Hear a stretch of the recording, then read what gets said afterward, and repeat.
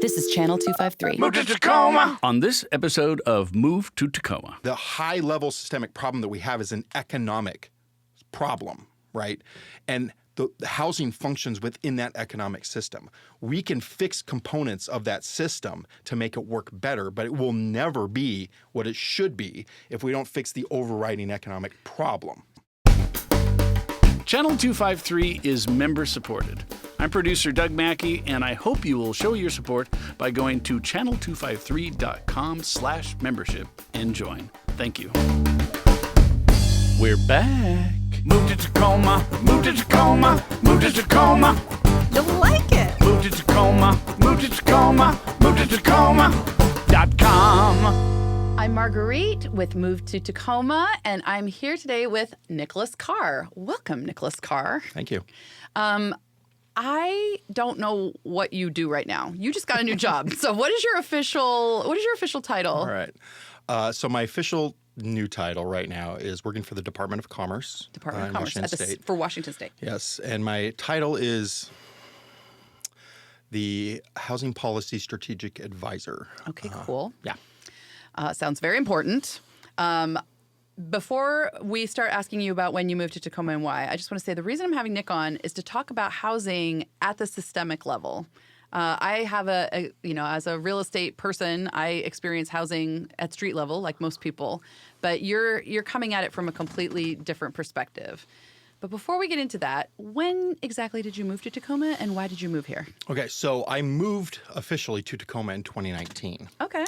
Prior to that, I did live in University Place and work in Tacoma for a very long time. Okay, so 2019 was the first time you'd lived in the city proper? Not the first time. It's Oh, the first okay. I bought a house with my wife and my family in 2019. I have lived in Tacoma prior to my professional life. This is relevant information. This is relevant Yes. information. So have you lived here like your whole life in the area? In the area, I grew up. I didn't really grow up in Gig Harbor. I graduated high school in Gig Harbor proper, Gig Harbor High School. Moved to Tacoma after that with some friends, and so I've lived. I lived at 5th and K. I lived at 5th and I. So I've been a part of Tacoma for a very long time. Worked in Tacoma. I worked for Congressman Derek Kilmer when he was first elected for a number of years. But I didn't officially live here and I didn't buy a house here and like put roots here until 2019. And which neighborhood do you live in, and what do you like about it? So I'm just south of Silas High School and just north of 6th Avenue. So we are on the road where the cops go in Raymond Hall.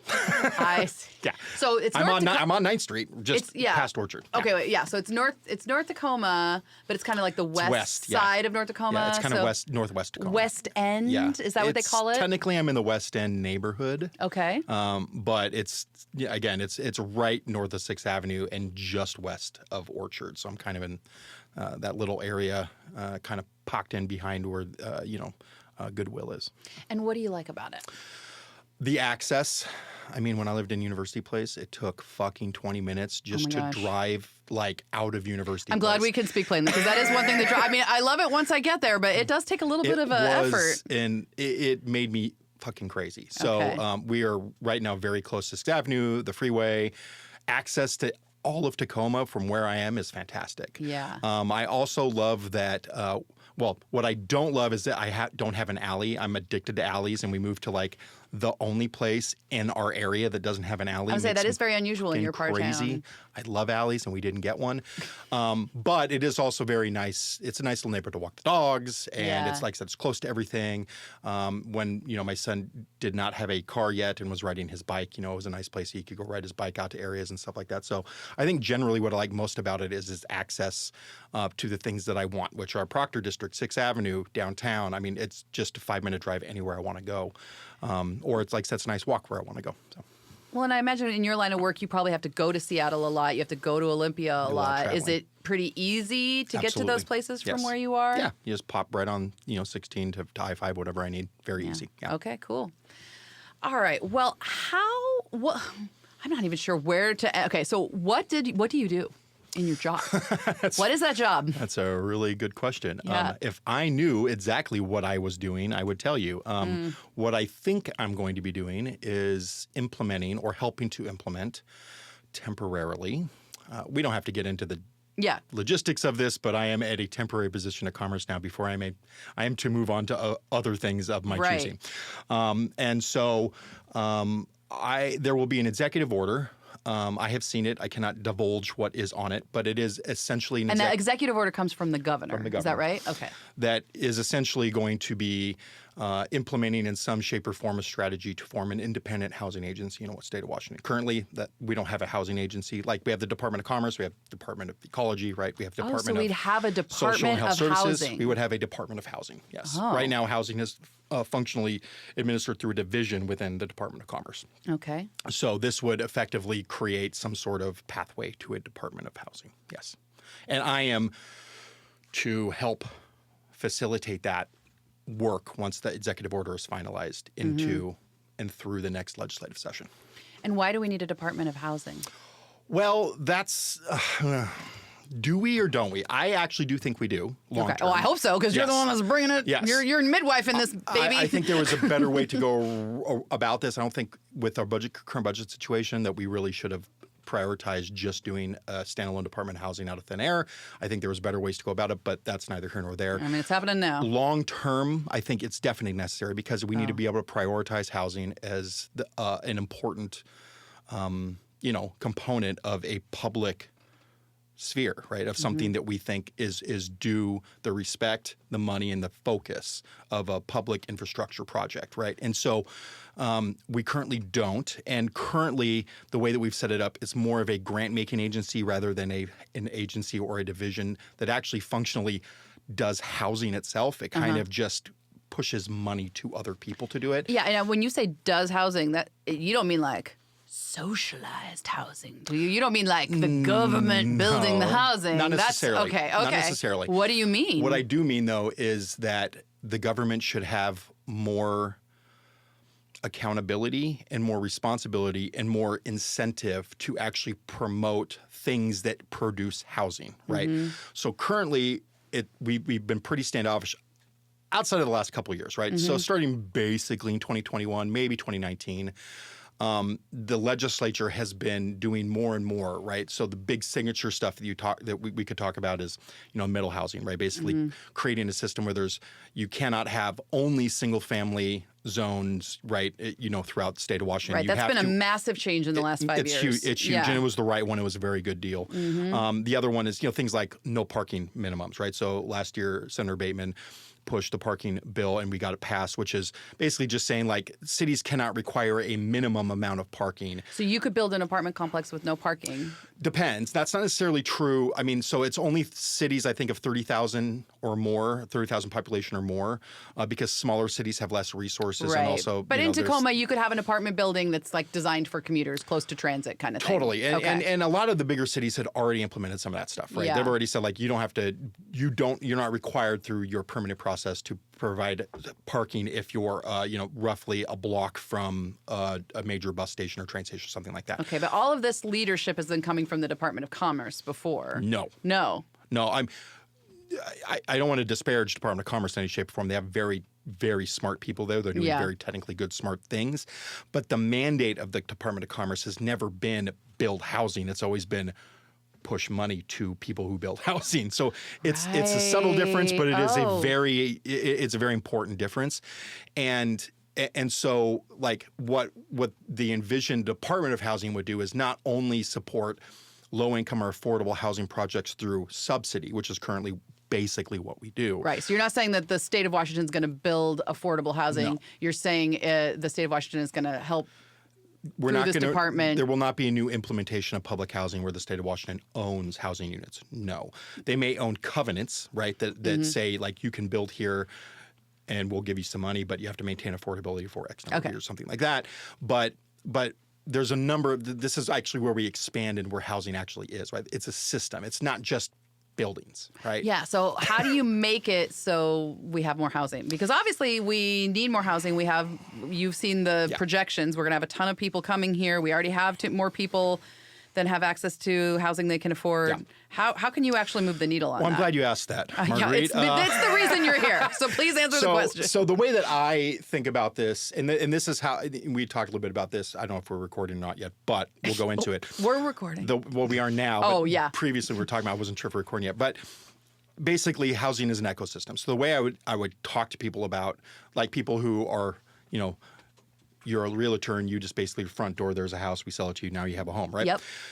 Is that housing is much more complicated than just that component of it, right? So it's an ecosystem. So if you think about an ecosystem as it functions, you look at the classic, when you were in elementary school. Right? Yeah, that's exactly. I was just picturing it. The water evaporates and goes to the clouds, and the Yes. clouds, and the plants grow and they feed the animals and blah, blah, blah, right? Yeah. So an ecosystem works because everything works, right? Everything has a source and then everything has an output. Nature in balance. Yes. And if you disrupt one part, the whole thing gets polluted. That's fucking exactly right. Okay. Yeah, okay. So here's the thing. We don't think of housing like that.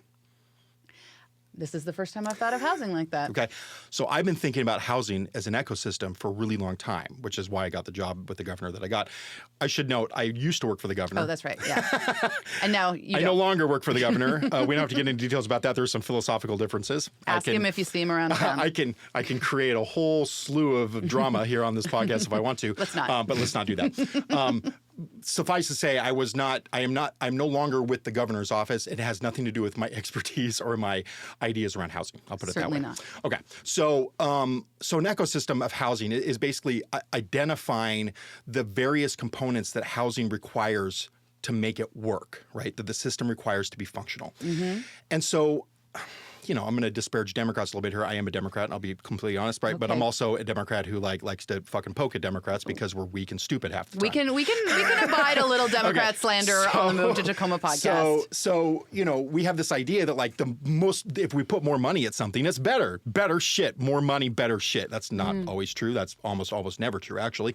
And the bigger something is, well, we're funding so much shit, like we should be like really good. Well, the problem is what we usually fund and what we usually push is just capital subsidy to build housing. But then we're kind of like, so that's why. Okay, wait. I need to pause you. I warned you this might happen. Yeah. What is capital subsidy to build housing? What does that mean? It is money that is allocated through a capital budget, which is like money from the government. yes, money to from the support government, building and it's housing. different than operational money. This is actually really important in This the is like tax public sphere. incentives. All of or- it is taxes. But Okay.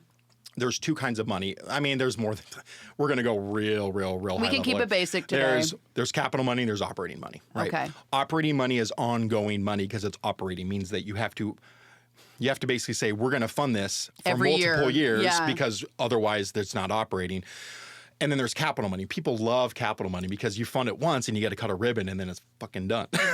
Right? Right. And so right. the problem with that, though, is that one, capital money is still money that we infuse into things and this still costs taxes. That's based on selling bonds, and then we have to pay back the bonds through another mechanism. So capital money is great, but the problem that we've currently pushed ourselves into is that we've spent so much capital money on housing, but we focused on the lowest incomes, which is fine. Actually, I think that we should be focusing capital money on the lowest income needs, on the lowest income housing, right? The permanent supportive housing, right? But the problem is that kind of project takes a lot of money to operate. Yeah, and ongoing money to operate. Money to operate. And so you get stuck when you spend, I mean, literally at this point, billions of dollars in capital money toward projects. And in 2 or 3 years, they're unable to operate because you're serving the lowest income people, which means that rental income does not sustain an inflationary mechanism that we've seen for the past 5-6 years, right? And so that means that now you have to backfill that. Well, that's really difficult to do because we're in a budget crisis. Right. That you don't have the money to backfill that. Right. So you have a bunch of capital money that still pushes through, and then you do not have the operational support on the back end, right? And so Whoa, but wait. But wait, if you want to have money that's available year after year to sustain these kinds of projects, you would have to actually have that allocated in the budget year after year. And that means that all these legislators have to fight for that budget reallocation year after year. They don't want to have to do that. No. Right? They also don't want to have to And they can't set it and forget it, right? Taxes. Yeah, right. Raising taxes. Well, now you sound like a Democrat, Nick. Well, but here's the deal, though. So this is actually where this kind of really, it gets to be somewhat complicated, but also pretty difficult, from a legislator's point of view, is that, well, we can't just not continue to fund permanent supportive housing because it's a massive necessity, right? We have a homelessness crisis. We need more units. We know we need more units. Yeah, and we're not going to not need more units in the future. But we also know the more money we infuse through capital into these units, the more money is going to be required to raise taxes to offset the increases in operating that are going to be necessary. Does everybody know that? Does everybody agree on that? Is that known? A lot of legislators absolutely do know this, right? Will they say that in public? I mean, I would if I was a legislator. Is there agreement across parties that this is true? This is not something that's arguable. People aren't arguing, but are they arguing about it anyway? They're arguing about what we should be spending money on and what we should not be spending money on. Right, but we all understand that we can't keep doing it the way we've been doing it. That's my question. Well, it's hard to know. It's hard to know, honestly. Now, this is where ideology infuses itself into the conversation. We should step away from this for a moment and let me go over the ecosystem thing real quick so we have a foundational piece. Right. Yeah. So get me up to speed. Housing is an ecosystem, right? Okay. So I designed a kind of narrative strategy when I was with the governor's office to kind of think about how we think about the ecosystem, right? Which is like there's components to housing. A lot of people specialize in these specific components, but not a lot of people really think about them all together as a system. So you have advocates. I guess at this moment, right, the tenants' rights advocates in Tacoma. It's a very hot topic. They were just in here earlier. Hot topic around ensuring that landlords can't evict tenants, in wintertime or in school time, or because they simply couldn't pay rent or were short on rent or whatever. Right. Right. We've also got the realtor lobby advocating for things that'll make real estate move more quickly. You have the landlords, you've got the builders. But these people, and I'm not saying just Tacoma for all, right? But these kind of ideological pockets that are hyper-focused on a specific thing usually fail to – you can't really look at things comprehensively as an ecosystem like that because you lose your argument because you realize that you can't actually get what you're trying to do correctly if you don't focus on a couple other things. But that's not – really a good narrative for getting a policy passed or supporting an ideology they're pushing, right? Yeah, I don't know. I'm not sure that's not just true of them. That's true of anybody else who's doing anything else, right? So consequently, it becomes like landlords are evil. Landlords are raking in the money. But you also, and again, the tenants' rights people were just in here, so their perspective is very fresh in my mind. But you're also using the example of the people with the least amount of resources and the most vulnerable population in the ecosystem. Sure. So why don't we take an example instead of putting the tenants under the bus here? I'm not putting any tenants under the bus. Well, yeah, but why don't we talk about a part of the ecosystem in this example that maybe has zillions of dollars in lawyers and, entire departments of universities dedicated to their profession and all of these kinds of things. I think it's a misnomer that there's as much money as people think there is and landlord profit and landlord. Okay. You know what I mean? Honestly. I would disagree. And in fact, as a 20-year career in real estate, all we talk about is how great it is to be a landlord and how much money you can make landlording. And I know these people, they do make money. They're doing just fine. Sure. And so you cannot equate the experience of landlords with the experience of tenants that are, the impact on individual renters. They are the most vulnerable people in our ecosystem. That's the only point I want to make. We cannot. No, I don't disagree. I guess what I'm saying is that it's a capitalism argument, but it's being fought with housing as its infantry. Okay. But this is great because that's actually something that they said, right? We are fighting over here when it is a capitalism problem. And so I think, for sure. I think the approach I would take and the approach that I have taken is not that I think that the argument is disingenuous. I just think it's the wrong fight. I think that a lot of times you're pushing forward a very specific, targeted tenant protection, let's say, which I don't disagree with protecting tenants. That's not the issue. And also that is the job of that is what they should be doing. They should be protecting themselves. But I also think that if you're not focusing on the system itself, you are doing a disservice long term to those tenants because you're not going to be able to functionally fix the system if you're only hyper-focused on one component of it. I just want to reassure you, they are aware of the systemic issues and they are also interested in those. Like I can tell you, like they were just here. Yeah. They are aware. Probably don't have all the agreements on that too. But right. Anyway. Well, but that's the thing. Like, I mean, this is the thing. You're coming at this from a very specific perspective with very specific experience. So are they. Yeah. So am I. Well, listen. And as far as I know, because I know some folks in this mix socially, this is what I find so frustrating is we're all kind of on the same side. We all want the same things. Nobody's trying to like cape for private equity owned, like, right? Like we're not, none of us. And yet here we are. I'm not. I will work with anybody and do. I hear it. I know it's true. So explain the ecosystem. So the ecosystem with compassion. The ecosystem. Well, the ecosystem is effectively you have, in my estimation, there's 5 pillars, right? Okay. There are 4 pillars of functional things that you can focus on, and the 5th one is I'll go into it. I'm not sure if it's really a pillar or not, so maybe you can help me with that. So the first one is land. Land encompasses land use, it encompasses zoning, right? Things like that. Encompasses environmental protections, things like that. Land, generally, foundationally, is the first pillar of housing, right? You have to have some place to build the fucking housing, right? The second one is financing and fiscal health, right? Financing includes funding, so it includes subsidy, right? But we can go into what we don't do or do right on these things first or next. But right now, financing, fiscal health, second pillar. Third pillar is permitting construction, right? So the actual physical construction and kind of the regulatory process around that. And then the fourth pillar is economic stability and workforce, right? So effectively, like you have economic stability both for tenants, but for homeowners and for landlords, right? Making sure that there is functionally not a disaggregated, unequal, right, landscape there, which there currently is, obviously. And then workforce, right? So like workforce to build the housing or workforce to earn money to be able to pay for housing? Well, both, right? Okay. Effectively, right? So ideally that your workforce that is building the housing can also afford the housing where they're working, right? Yeah. And then the fifth pillar, which is, like I said, not necessarily a pillar. I mean, I guess pillar kind in of progress. It's a side pillar. It's system response, right? So it's basically saying, okay, let's fix a bunch of stuff that we see in these four pillars. What if one of something we tried doesn't work? This is the bane of government, right? Like, well, we fucking put a bunch of good policies in and one of them didn't work, but we don't want to piss off the legislator who created it. And right? There's all this like personal ownership of shit that doesn't fucking work that we just still do over and over again. It makes me fucking crazy. Yeah. So system response would be like being unafraid to be like, hey, that's not working anymore. Let's try something new, right? Okay, and we don't do that because it's too risky for people who like built their political career on making something happen. That's one component of it. But it's also like sometimes you spend a bunch of money to put something in process. And sometimes it works really well, but then it stops working. But it's been, let's say, 3 or 4 years, and it stops working.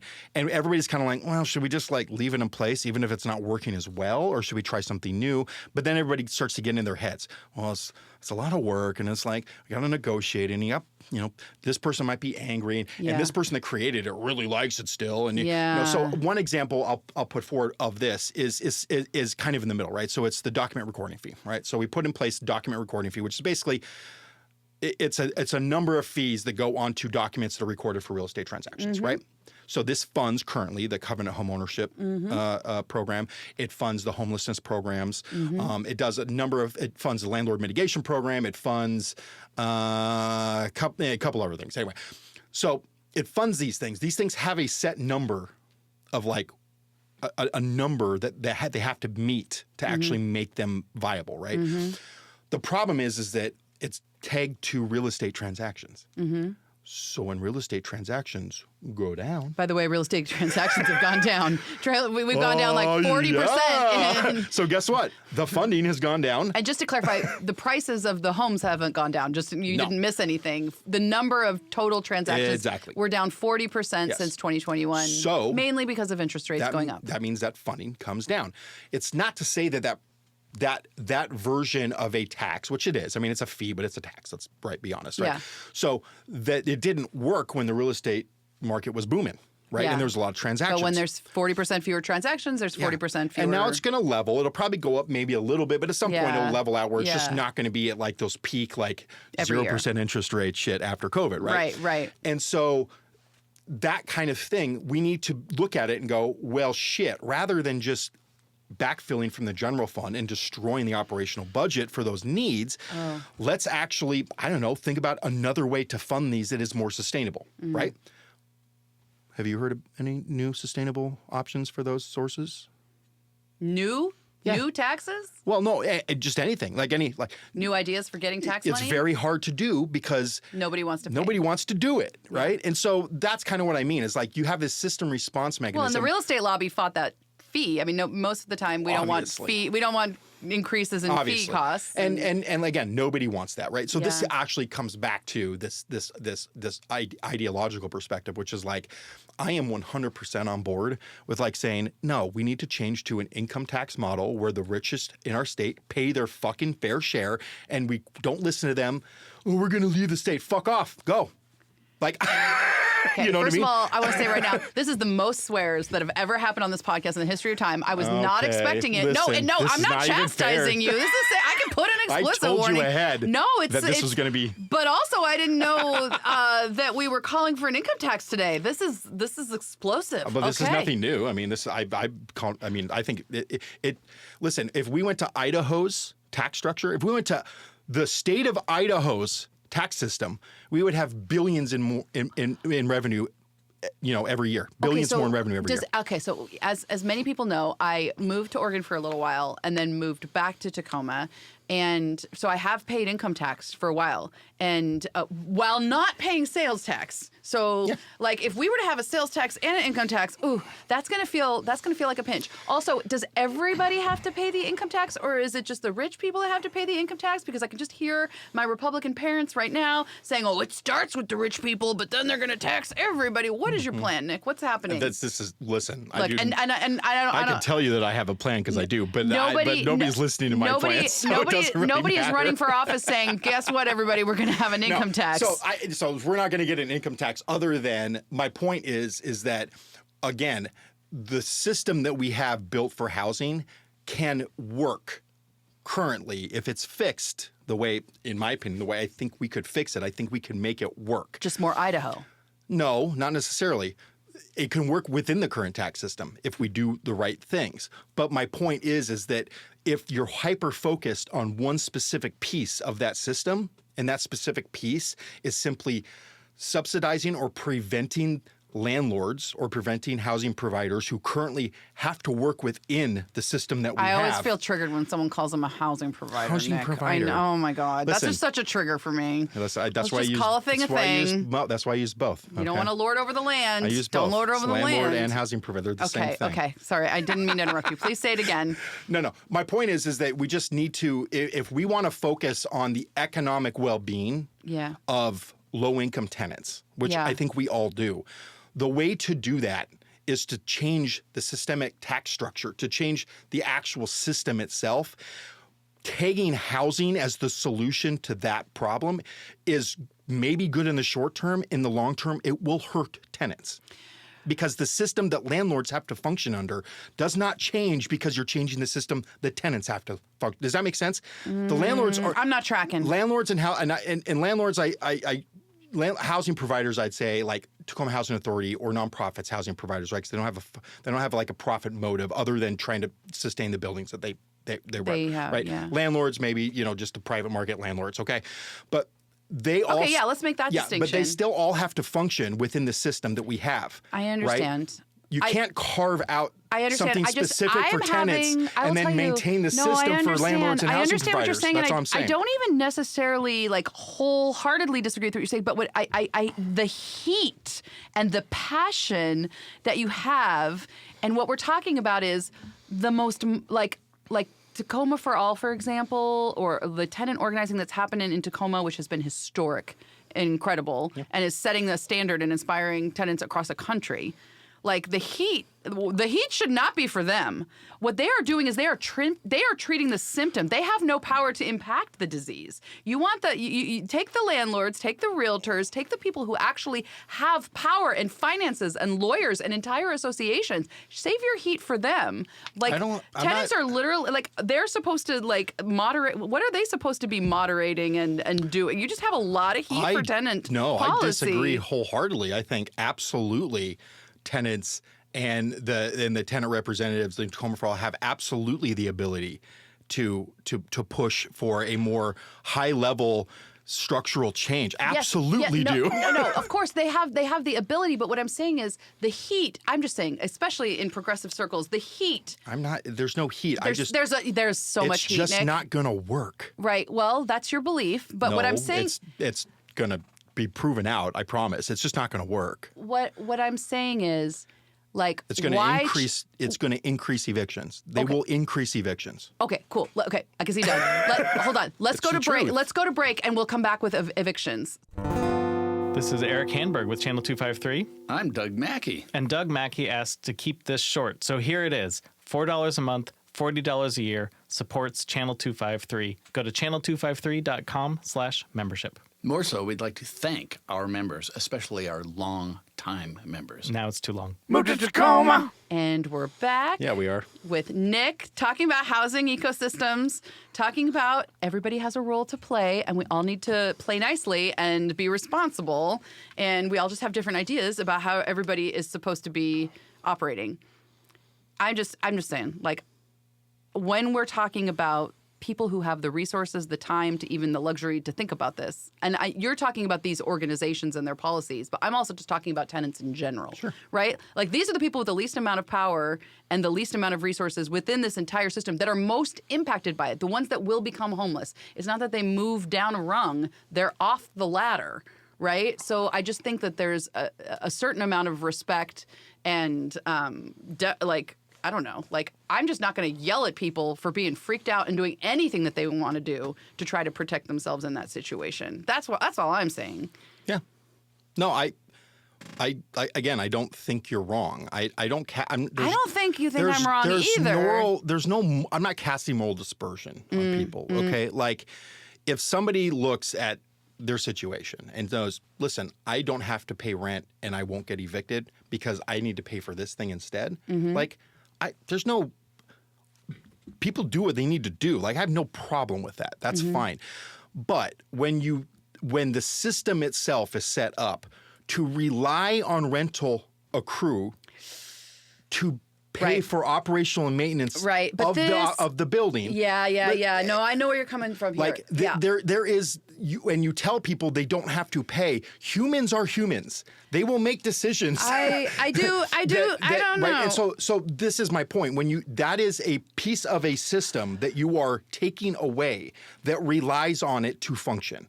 Right. And you cannot do that without supplementing something else in the system, but that's not what we do because we don't think of it as a system. Okay. That's all I'm saying. So if we're going to have a system... Okay. What would be much better than telling people they don't have to pay rent is giving them rental assistance. For the record, we have not been telling people that they don't have to pay rent. Well, we have been providing basic, not even on the radar for countries in Europe, levels of rental... We are providing rudimentary... rental protections. And when someone is evicted, they're not going to find another place to rent. You cannot rent with an eviction. It is extremely difficult to do. Agreed. So I just think it's very important. This is not a landlord podcast. You have to remember, no, I'm let me coming finish at this from I understand. like a housing authority perspective, right? I mean, I'm a good actor. I know you're a good actor. And that's why you're here and that's why we're having such a candid conversation. But I'm not going to pretend, I'm not going to reinforce a talking point that the landlords and the realtors use all the time, which is if you provide rental protections, people milk that en masse, and that's going to be enough to tip the whole system out of balance. And I think the conversation that you were coming at for a minute there that I would like to revisit because I'm very interested in it is around, so we have... most recently in Tacoma, the tenants, they were trying to, reduce the protections that we voted in for tenants in the city of Tacoma. I think Sarah Rumbaugh and different lobbying groups, she was kind of leading that. The idea was to protect nonprofit landlords, right? They were having issues. Or public. Because if they have large numbers of tenants for whatever reason, I don't know why we're assigning malicious reasons. Let's just talk about the fact that we're in a nasty economy, right? I just told you I wasn't casting moral dispersion. Right, no moral doesn't dispersion. mean it's not happening. You have to remind me. So people are not, if people are not able to pay and they are not able to evict, their loans are in jeopardy. Their entire system is in jeopardy. Now, I know you can track with this, so here's my issue, is I'm watching this go down as somebody who knows that executive director, who knows the person that's, in middle management at that organization, that knows the people involved with that organization are good people trying to do good work. That's how they ended up there. And then I'm also somebody that knows these tenants, that has been a tenant in precarious housing situation As before. have I. Right, multiple as times. I know you know. I used to be a very poor, 19, 20-year-old. Yeah. I understand. So anybody who's ever had housing insecurity or is currently experiencing it, like you're watching this, and these are all members of our community. Yeah. And they're all people, they are all, and they know each other even, right? And what is so infuriating to me is watching them, because of the systemic conditions, the ecosystem, as you call it, they're sniping at each other. We're sniping at each other a little bit, even though I know we're sniping. Even though I know we agree on so much. And this is so frustrating to me because the problem is up there. Yes. And why are we yelling at each other? I'm not yelling at you. I mean, we're yelling in a fun way, but they're this is so frustrating. I do not want to see the executive directors of these nonprofits fighting with people who are going to be homeless soon. Yes, I can't. What are we doing? Yeah, but that's the exact point. Is that But is that but this is the part, is that the tenant's fault? I don't think that's the tenant's fault. I think they're doing the last resort activities that they have to do to survive. And we're not talking about banks. We're not talking about lending. We're not talking about taxation. We're letting them duke it out in a city council meeting? This is nuts. Well, yes. Yeah, it is nuts. It is. And the reason that we got here because we have a shit fucking tax policy. Just a shit tax policy? Is that the only thing? That's a good start, right? I mean, we in Washington State have the most regressive tax system in all 50, or and if not, regressive means the people that make the least amount of money pay the most as a relative percentage of their income. Okay, so right? just so that's clear, so yes, poor people are shouldering. So it's the historic kind of comparison that Warren Buffett makes, right? Which is his secretary pays a higher tax rate than he does. This is a billionaire, right? Yeah. So that is where this starts, because it functionally, when this kind of thing happens, when we go into either a recession, Great Recession, or when we get into a COVID-style flailing economy, I don't even know what the fuck to call it, right? But I mean, inflation just jacked, right, and skyrocketing, interest rates up, right? All of that affects poor people more than it affects rich people, just by dint of the amount of money they have. Rich people have done great over the last 5 years. I mean, if you look at, one case in point, this specific little housing thing, right, pales in comparison to the amount of money since 2020 that billionaires have made on top of their other billions, right? I mean, 30 billion more, 40 billion more, 500 billion. Elon solve housing in Washington State forever, right? Money. Exactly. Yeah. And that is not because our tax system is favorable to poor people, right? And so the high-level systemic problem that we have is an economic problem, right? And the housing functions within that economic system. We can fix components of that system to make it work better, but it will never be what it should be if we don't fix the overriding economic problem. So what I worry about is that if we don't fix the system that we have to work within the system that we do have, we have an economic system we have to function in. We cannot be Pollyannish to be like, well, if we just create social housing and make sure people can't be evicted, then all of a sudden the housing system is going to be better. That is fucking folly, dude. It is not going to work. It won't work. It won't work. Yeah.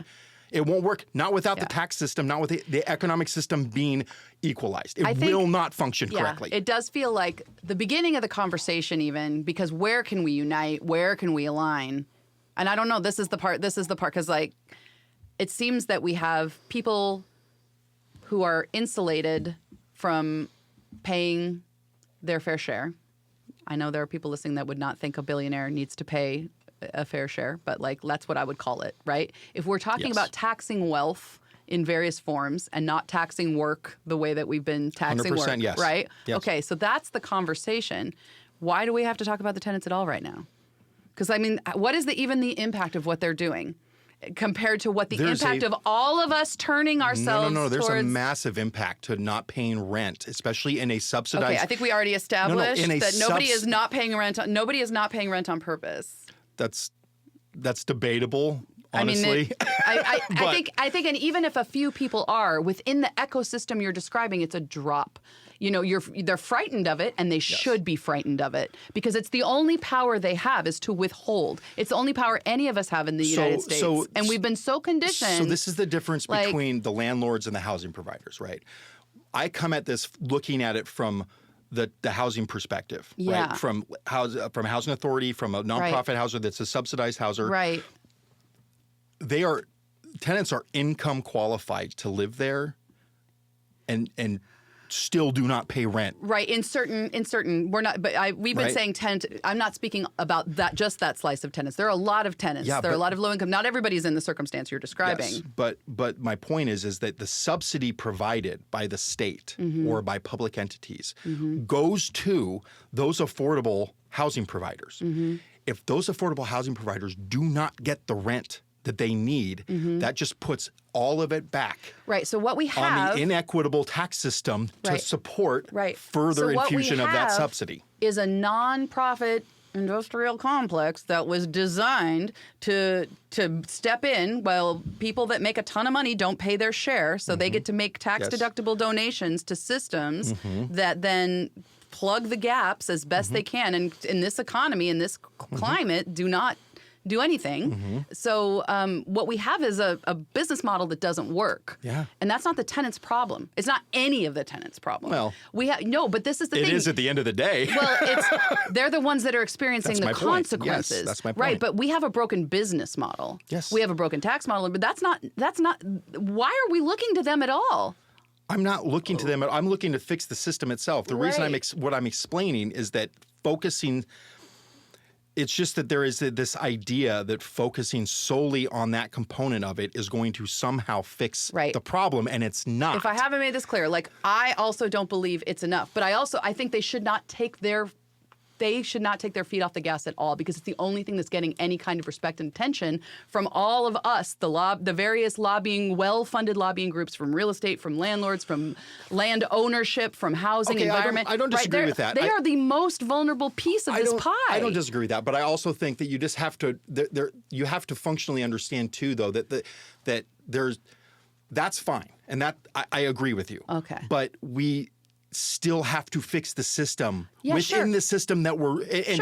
Okay, so we're looking at the system that we're in. There's nothing in our system that inhibits us from taxing wealthy people instead of taxing working people. I'm just talking about the housing increasing system. Tax. Right. Okay, but even within that, you're saying you have some solutions. What are the obstacles to those solutions? It's not the tenants. No, it's not the tenants. It's definitely not the tenants. But often it is a focus on supporting those kind of broken business models of nonprofit industrial housing, which, by the way, I know a lot of good people working in that. I feel a little embarrassed that they might see this, but no. It doesn't seem to be the long-term solution. It's not the long-term. So this is another problem that people have. They have an outsized view of the amount of housing that encompasses that system, right? So the Housing Trust Fund, state of Washington, right? The Housing Trust Fund is what pushes the subsidy to various nonprofits, housing authorities, whatever, the industrial complex you're talking about, right? I shouldn't call it that, but whatever. Well, I mean, it kind of is. I mean, it is human. I also think a lot of what's lost here is that we're all humans, and humans do what humans do. Yeah, right? and if I haven't caveated this, I mean, this is the whole thing. We disagree / agree on all kinds of things, but we know each other socially, so we're in this high trust situation to have a difficult conversation. Yeah. I know many of these people that are in these organizations socially, and I think they're good people working within the system that they understand. That's kind of the point of this conversation, right? But who do I not have sympathy for? People with way more freaking money than they need, withholding that money to try to control how the rest of us live. This is crazy. But the system we're talking about, the subsidized housing system in the state of Washington, is roughly 3 to 5% Okay, so of where's the the rest housing. of it? Where's the rest of the housing? It's market rate housing. Okay, cool. So So market rate housing is a problem. Landlords and realtors are the. It's Well, no, not I'm just saying. market rate housing. It's just, let's just call it, it's just not Housing publicly supported housing. So it's kind of a red herring to even be involving these their broken business model, their thing. It's not even a big enough piece of the pie to matter. So why are we arguing about it? Well, you're right, kind of, and you're wrong, kind of. You're right in a way, right? Because you're right. We do need to focus on policies and regulations and things like that that allow us to build in the other system quicker and cheaper. Okay. Right? In the market rate housing system. And again, market rate is a term that's right. I know that encompasses a lot. Just call it market housing, right? But not like not subsidized market housing. Not nonprofit church-owned. So 95% of the housing in Washington State is market housing, right? If we need 1 million more units in 20 years. Is that what we need? Yes. Okay. 1.2 million technically. Okay, 1.2 million units in 20 years to accommodate. And 2045. 2044 technically is what the thing's based on. So this is your job. So to do that, there's functionally not enough public. I mean, we're talking trillions of dollars of investment. You cannot get that from state bonding. Okay, wait. How many trillions? Just because I feel like I should know this number. Well, I mean, how many trillion to build 1.2 million houses? Somebody has. Can you even build 1.2 million housing units in 20 years? So is that possible? This is the ecosystem argument, which is no, you can't. We are woefully behind. We are not going to even be able to. We're not going to functionally come close to that. Okay. And that's because we are not focusing on the system. We're focusing on specific components and ideologies and populations. And I'm not saying we don't need to do that. We just need to walk and chew gum, right? Okay. And currently we're not doing that. We're not focusing on regulatory barriers. We're not focusing on the right kind of financing tools. We're not focusing on the public, the state's power, the state's buying power, the state's lending power, the state's ability to guarantee loans. None of that shit is even being considered because it would take a constitutional amendment, or it's just too hard to do. We don't want to focus. I mean, there's a bunch of fucking excuses that are garbage because we need to do things and we're not doing it, right? Okay. We need to focus on off-site construction, right? You can manufacture housing, which the United States pioneered and then went away from. And we're not getting into this argument, but there's various reasons why that happened, and some of them involve cagey things for Democrats, right? But Sweden, Scotland of all, Sure, Scotland's Japan, killing it. right? They 90% of their units are produced in manufacturing facilities at cheaper cost, faster production, and easier installation, right? Okay. I want to ask you a question because I know we're kind of towards the end of our time. We haven't even gotten started yet. I know, and I have so many. I have so many questions. But like, if you could, if let's do the wave a magic wand thing. Like, if you could just determine for the next 20 years how things would go, and I'm going to warn you right now. I need you to articulate a plan that doesn't throw tenants under the bus, that protects the most vulnerable occupants of housing in our state. Okay, so I swear to God, okay, that's but all I'm every step doing. of the way, of the way, from day one, that protects them. Like, how would that go? If you could just say, articulate the vision. How would it go? We would implement a statewide land banking system. That functionally created a land strategy that focused on where the public wants to build and develop and create, and not where the market does. Okay, perfect, cool. That for land, right? Great. We've done a lot in that land category currently. We've done a lot of SEPA exemptions already, smart ones, good SEPA exemptions. But we need to be more mindful of tribal concerns and long-term tribal concerns with those SEPA exemptions. There's a way to do that, I think. There is a way to do that, to consult and make it work. It's very hard for people, for some reason, to get around that idea, especially some, profit-based land developers. But As you develop this vision, you lost me like the last 30% of what I don't know what a SEPA is, and I bet most people don't. So can you articulate the vision at the 8th grade reading level, please? State Environmental Policy Act, which is was the state's version of the Environmental Policy Act. Okay, go back to the beginning, but seriously, the whole thing at the 8th grade reading level. Okay, so land banking is basically you set up public entities who are able to have public powers that enable them to hold and ready land for development. In places that we actually want to live. Need it, the places that we want it, that also is usually tax-free and has the ability to clear title. Cool. Basically, it lowers financial barriers to developers. one of the fastest increasing barriers for development is land cost and land entitlement. Okay, right? cool. So you What's the get next public thing? entities to do that. Got right? You remove environmental regulatory components to development that have no bearing on actual environment, right? So, for example, you're in the north end, you don't like the color or that the apartment is blocking your view. They'll use a SEPA argument for that, which is not what SEPA is intended for. SEPA is intended for, the Cuyahoga River's on fire, right? That's what SEPA is for. Okay. So that's using the environment that's very simple, but to that's, be a NIMBY. Yeah, but that doesn't mean that you're building buildings that are actually environmentally degrading. Like I hear in fact, you. I understand dense, you're all dense for the new environment. buildings are actually very environmentally friendly. Okay, right? got it. Okay. So those are the two things in land.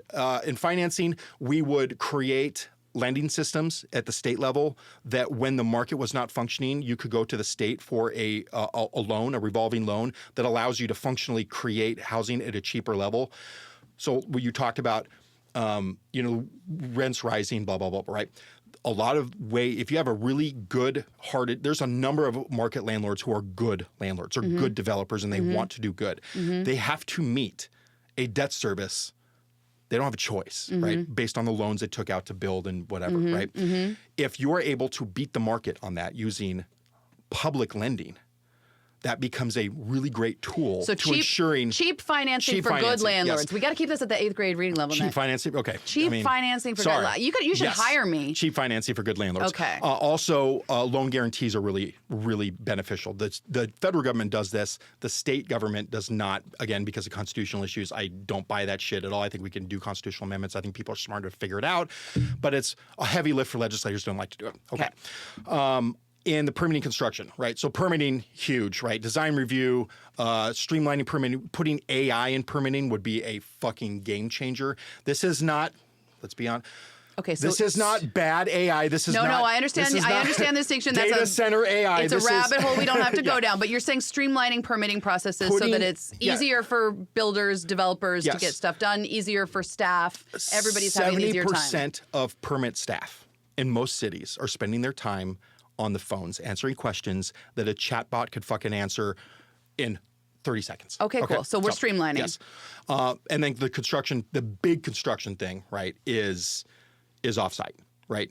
Formalizing, doing some incentive structures to incentivize offsite construction companies to come into Washington State and build in manufacturing hubs, ship to site to assemble in half the time, a third of the cost. Okay, so this is efficiencies in the construction process itself. Yes. Cool. Okay, interesting. Next. The last thing would be the economic stability and workforce, right? So creating robust new training programs, whether it's a statewide AmeriCorps that basically says... So that we have enough labor to build all of this. But also that we are providing...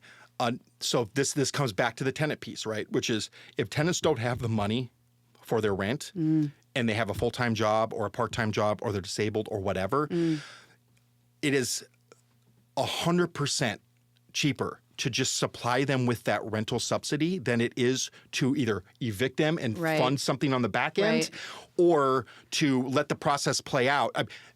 Or to get them or have them in a shelter if they go homeless and now it's $70,000 a night. Okay, so you're saying for the people that for whatever reason cannot meet market rent with their labor or whatever, like we're just going to subsidize that because that's cheaper than everything else. It's the Housing Choice Voucher Program at the federal level. And we don't have to convince any above that. You're just saying it works wonderfully. Okay, right? cool. That's your plan. Yes. Cool. Yes. We're going to subsidize some people. Those are the four things. And we're going to pay for that by how are we going to pay for that? So I have an idea. I'm listening. Which would basically say that rising tide lifts all boats. So effectively, everybody pays, but wait. So let's say you have a rental payment. Your rental payment is $1,500. Let's call it, right? Okay. That's you're getting a really good deal if you have a $1,500 a month rental payment. We're just using a round number. I mean, can we use like a real one? $2,000. There we go. Your rental payment is $2,000. So you would have to figure out what you need to fund the system overall, right? So you'd have a tall number at the end that you'd have to then backfill into who pays what. But let's say out of that $2,000 that you pay for rent, let's call it 0.5% goes back into a whatever, right? So 50 cents on the dollar? Is that right? I don't know. Wait, I'm so bad at math. 1% would be what, $20? So 0.5%, $10. Okay. So 10% of now that $10 is not added to your rent; it's taken off of your rent. So landlord's actually getting less money because part of that money is going into whatever.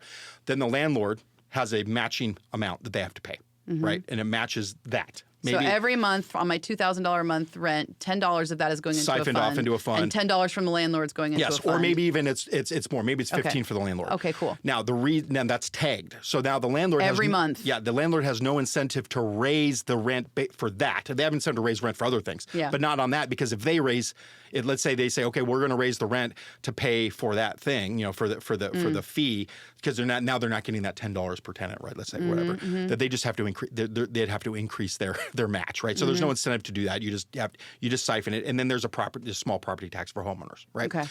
That goes into a giant bucket that then is now available to supplement the document recording fee that we talked about. So the document recording fee has too much stuff in it. Yeah. You could just take a bunch of stuff out of it and just leave the homeless programs and the Covenant Homeownership Act and the document recording fee. Pull everything else out. And you're going to fund those through other channels? That goes into this new fund plus the rental assistance. Okay. But it's basically would be a new voucher system. Okay.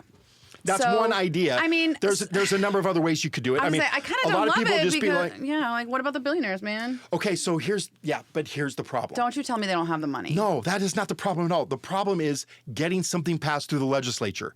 Okay, but you waved a magic wand, Nick. This was you waving a magic wand. You can wave the magic wand. What is the rate? Are we just having an actual estate tax for the first time in history in the state? Like, are we going to actually tax wealth? But you have to understand, like, what does that go to? I mean, if we're going to tax wealth, sure, but like you have. I don't know. It's your magic wand. You have education. Nick. You have environment. You have economic development. You have all kinds of. Just listen. Housing is foundational, and that's your new agency. You're correct. Which is why, if you focus this new line of revenue to support what is mostly effective as a rental assistance to prevent people from becoming homeless. Yeah.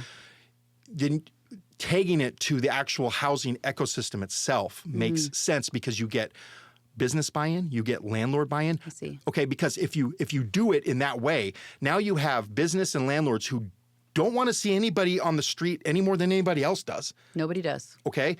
So that's the argument you use. Say, listen, everybody's going to get tagged with this, and we're going to fix this problem, and we're going to do it together so that you don't have to see people in the alcove of your business when you open up in the morning. You don't have to drive down the street and pretend that there isn't a family fucking eating out of a garbage can, right? Like, we can fix this if we all just do it. But you can't. It's harder to do that if you just say, well, we're going to do this wealth tax, and we'll just take the wealth tax and we'll feed it to some stuff. This has tangible, like we're going to fix this for this reason with this system, and we're going to make it whole based on what the problem is, which is rent. Right? All right. So that was interesting, Nick. Okay. It was really interesting. I feel like, this podcast is not going the way that all of the podcasts that I do go. But I think what's really nice is this was a conversation we're having, a heated conversation we were having, and we get to have it in public. And I don't know if anybody will find it useful. I know I've learned a lot. I've learned a ton from this conversation, and I'm going to have 1,000 more questions for you next time we talk. Let's do it. Yeah. Maybe when I get a new job. Have you learned anything from this conversation, Nick? Yes. What? You are very passionate. I'm not the one yelling. All right. I'm really glad that you were willing to come on. Yeah. And I'm really excited to see what happens going forward. I mean, as stormy as everything is right now, it does seem like we're at the nexus of new stuff. We have with the way housing goes. We don't have a choice. We can't keep doing it the way we're doing. We don't have a choice. We have to change. Everybody's in enough pain to actually make some changes. Yes, the system has to be changed. We have to think about it differently. We have to be willing to take risks. We have to be willing to innovate. Yeah. And that's, bringing it back to the housing department. I mean, that's the intent that I always had with the original draft when I was thinking about this when I was working for the governor, is that we have to have a housing department that is not solely just giving money to the subsidized units. We have to function. We have to have something that says, you know what, we should have competitions to figure out who can do something best and then implement that, whether it's AI in permitting or whether it's a system of building homes in manufacturing that incorporates local talent,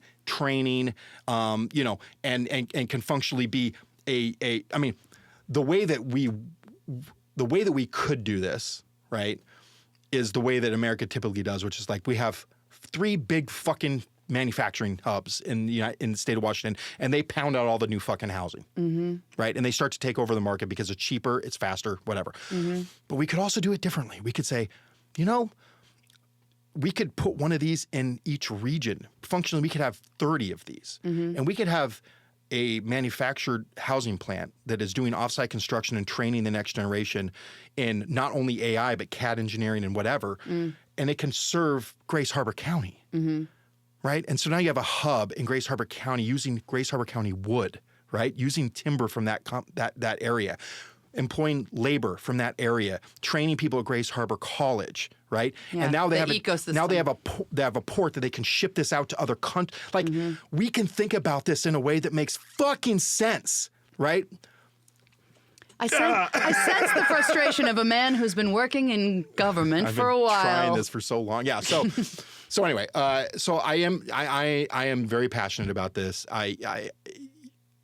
We can do things better, and there is a way to do them better. I get frustrated when the way that I think is big, right? I think systems level. I think up to I look at everything at scale, and I look down and go, what will work and what won't work. And so I am not anti-tenant. I'm not anti-tenant rights. I fear that the hyper micro focus is just not going to serve long term the way that they're trying. That's all. So, final words, Nick. Like, what would you like to leave us with? You've said so much today, and you've had a lot of big ideas. Like, what do you want to leave people with?